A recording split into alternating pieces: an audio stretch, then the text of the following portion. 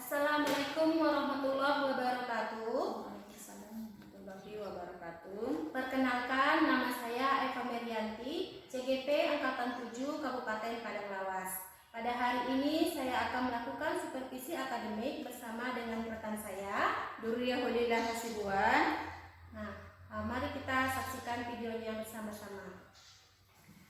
Selamat pagi Bu Durya. Selamat pagi Bu. Apa kabarnya hari ini? Alhamdulillah sehat Bu. Beberapa hari yang lalu saya sudah memberitahu kepada Ibu bahwa saya mendapatkan tugas aksi nyata melakukan supervisi, di mana tahapan supervisi ini dibagi menjadi 3, yaitu tahapan praobservasi, baru kemudian observasi, dan juga tahap pasca observasi. Nah, nanti kegiatan ini kita bertukar pikiran bagaimana persiapan Ibu buat observasi agar dapat berjalan lancar dan tidak ada hambatan. Kemudian observasi ini juga dilakukan untuk meningkatkan kemampuan Ibu nantinya dalam akademik. Nah, dalam pembicaraan kita pada hari ini, Bu Durya, apa harapan Ibu nantinya? Harapan saya pada saat melaksanakan observasi nanti, saya akan mengetahui apa saja yang akan diobservasi, terus bagaimana nanti saya akan mengembangkan kompetensi saya dalam pembelajaran di kelas. Iya. Jadi harapan Ibu bisa mengetahui apa saja persiapan yang akan dilakukan, dan juga harapan Ibu bisa mengembangkan kompetensinya, Ibu ya. Ya. Nah, baik Bu, kemudian materi apa nantinya yang akan Ibu sampaikan? Kalau materinya itu mengenai tentang benda magnetis dan non-magnetis. Ya, benda magnetis dan non-magnetis. Nah, kapan nih Bu, Ibu siap buat diobservasi dan kelas berapa? Kemungkinan diobservasinya saya siap pada hari Rabu di kelas 6. Di kelas 6 ya Bu ya. Hari Rabu di kelas 6. Nah, tujuan pembelajaran yang ingin dicapai Bu nantinya saat saya melakukan observasi ini nanti? Ada 2 tujuannya Bu. Yang pertama, melalui pengamatan gambar, video, dan percobaan sederhana, siswa mampu mengidentifikasi benda magnetis dan benda non-magnetis dengan tepat. Yang kedua, melalui pengamatan gambar, video, dan percobaan sederhana, siswa dapat mengklasifikasi benda magnetis dan non-magnetis dengan tepat Bu. Iya, dari berdasarkan tujuan pembelajaran yang Ibu sampaikan tadi, saya bisa melihat bahwa Ibu melakukan pengamatan gambar, video, dan percobaan untuk mengidentifikasi benda magnetis dan magnetis. Kemudian siswanya dapat mengklasifikasi benda magnetis dan benda non-magnetis itu ya Bu? Iya Bu. Ya. Dari tujuan pembelajaran yang telah Ibu sampaikan tadi, apa area yang ingin Ibu kembangkan nantinya? Area yang ingin saya kembangkan adalah mengenai pemahaman siswa terhadap materi dan keaktifan siswa. Berarti ada 2 ya Bu ya, pemahaman tentang materi dan kemudian tentang keaktifan siswa di dalam kelas. Nah, untuk mencapai hal ini Bu, apa strategi yang akan Ibu lakukan? Strategi saya yaitu melakukan pemetaan kebutuhan belajar murid berdasarkan profil belajar murid. Itu nanti saya membagi 3 kelompok. Yang pertama kelompok visual, yang kedua audio, yang ketiga kinestetik. Saya membuat RPP-nya berdasarkan berdiferensi dan pembelajaran sosial emosional. Berarti strategi yang ingin Ibu kembangkan ini memetakan siswa ya Bu ya, berdasarkan dengan gaya belajarnya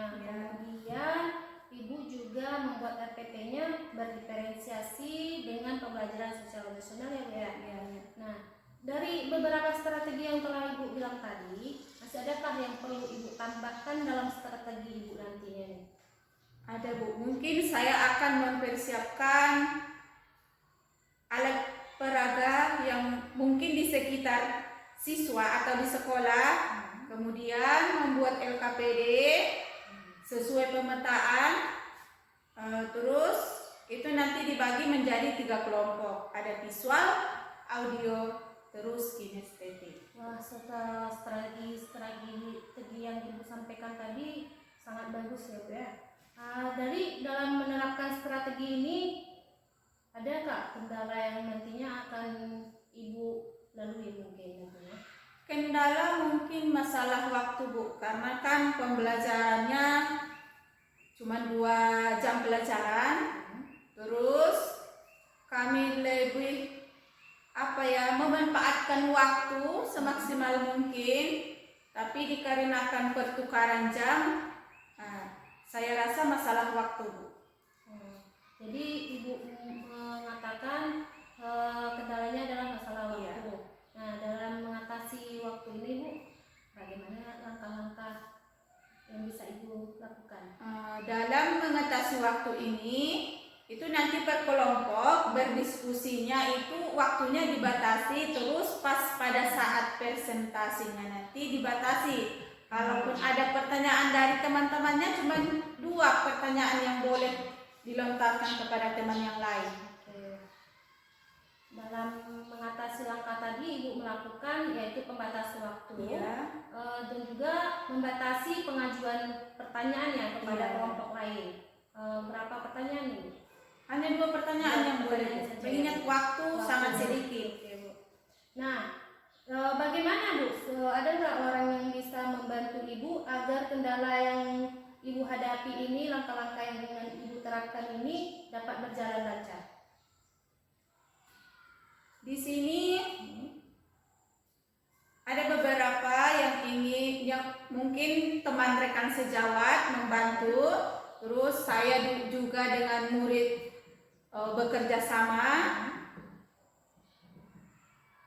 Oke, berarti dalam proses pembelajaran. Oke, berarti ada beberapa orang ya Bu ya, teman ataupun rekan sejawat, kemudian juga kepada siswanya tadi ya. Nah, kalau dalam siswanya ini bagaimana Bu? Kalau dalam siswanya ini, saya bekerja sama dengan siswa supaya konsisten untuk meluangkan waktu di dalam pembelajaran, terus disiplin waktu juga. Disiplin waktu. Oke. Bagus Bu, kerjasama yang sangat bagus ya Bu antara Ibu dengan siswa Ibu itu sendiri. Nah Bu, dari pembicaraan kita pada hari ini, bagaimana perasaan Ibu hari ini? Apa yang dapat Ibu simpulkan? Yang dapat saya simpulkan dari pembicaraan kita pada siang ini yaitu dalam melakukan pembelajaran harus ada persiapan, baik dia dari LPP, alat peraga, media pembelajaran, LKPD, kemudian harus mengetahui kebutuhan siswa. Terus harus bekerja sama dengan siswa agar waktu kita itu tidak terbuang. Terus mengetahui kendala, apa yang menjadi kendala, bagaimana nanti mengatasi masalah kendala tersebut. Jadi dari berdasarkan yang Ibu simpulkan tadi, Ibu bisa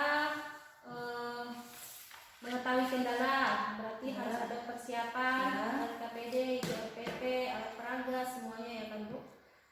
Dari pembicaraan kita pada hari ini Bu, bagaimana perasaannya setelah kita melakukan pembicaraan untuk observasi kita nantinya ini?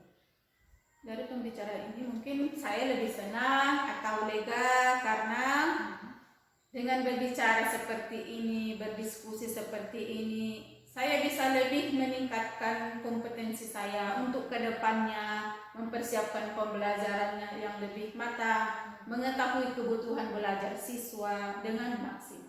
Oke, baik Bu, terima kasih. Kita akhiri pembicaraan kita hari ini dan kita berjumpa lagi di hari Rabu ya Bu tadi ya. Saya akan masuk ke kelas Bu untuk melakukan observasi Semoga nanti pembelajarannya itu saat observasi ini nanti dapat berjalan dengan lancar. Baik. Oke.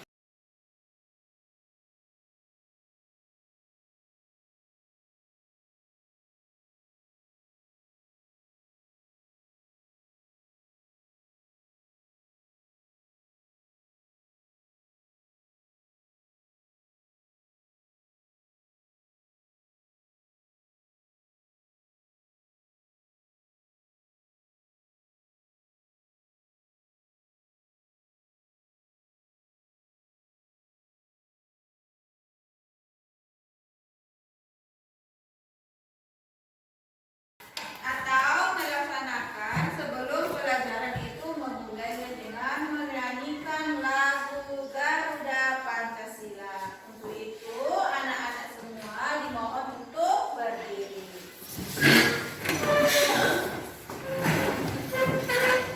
3, 2, 1.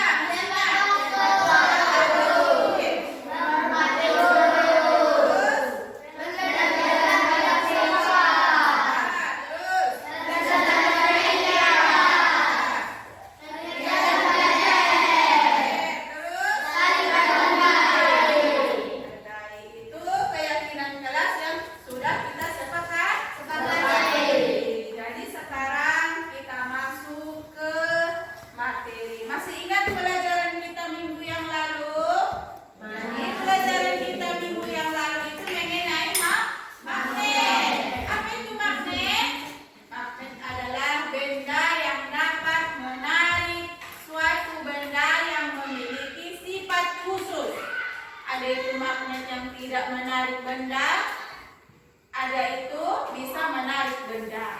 Contohnya apa? Contohnya magnet tidak bisa menarik ke atas. Magnet tidak bisa menarik buku.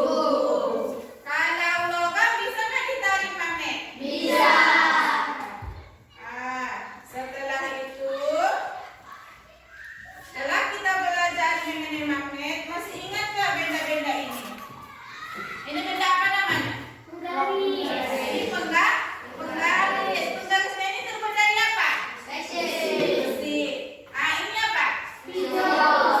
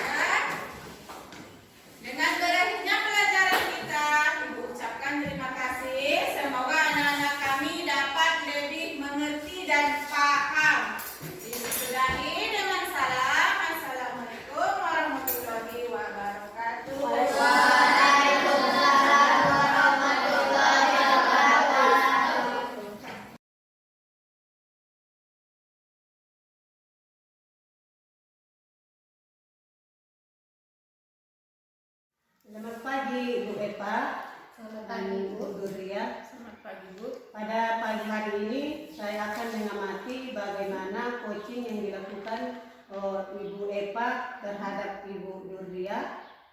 Dalam pelaksanaannya nanti Ibu Eva tetap memperhatikan present atau kehadiran penuh, mendengarkan aktif dan mengajukan pertanyaan berbobot. Baik Bu Eva, Bu Duria silakan dimulai. Assalamualaikum Bu. Waalaikumsalam Bu. Apa kabarnya hari ini? Alhamdulillah baik. Ya Bu.